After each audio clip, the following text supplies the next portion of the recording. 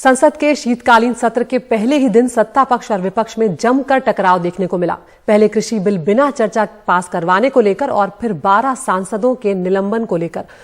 राज्यसभा के अब तक के इतिहास में कहा जा रहा है इतने सांसदों को सजा अब तक नहीं दी गई है। दरअसल अगस्त में जब मानसून सत्र चल रहा था तब हंगामा करने वाले सांसदों के खिलाफ इस सत्र में कार्रवाई की गई है और विपक्षी सांसदों का कहना है कि ये निलंबन पूरी तरह से नियमों के खिलाफ है। उनका कहना है कि सदस्य को सत्र के बाकी बचे समय के लिए निलंबित किया जाता है और मानसून सत्र 11 अगस्त को ही खत्म हो गया था। ऐसे में इस सत्र में निलंबन करना गलत है।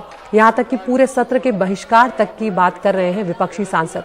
वहीं अब संसदीय कार्य मंत्री प्रहलाद जोशी ने कहा है कि अगर अपने बर्ताव के लिए सांसद माफी मांगे तो निलंबन वापसी पर विचार हो सकता है।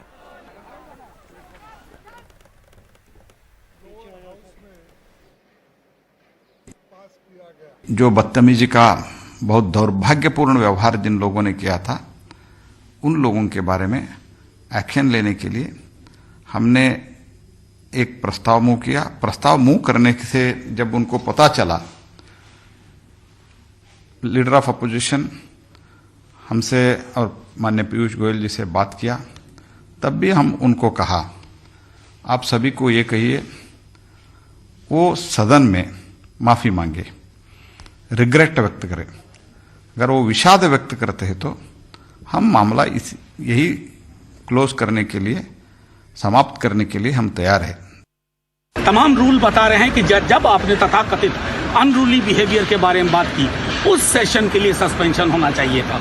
मॉनसून सेशन की बात को लेकर के आप विंटर सेशन में आते हैं सिर्फ इसलिए आपने आज ये किया कि किसान कानूनों की वापसी के कारण आपके पूरा का पूरा आपका मनसा वाचा कर्मना है वो डिमोरलाइज था और उसके बरक्स उसको कवर करने के लिए आपने ये किया। कल पूरा विपक्ष सरकार से मांग करेगा इस फैसले को पर पुनर्विचार हो, और क्योंकि ये तर्क संगत भी नहीं है, न्याय संगत नहीं है, और अगर ऐसा नहीं हुआ तो संभवतः पूरा विपक्ष पूरे सत्र का बहिष्कार करे।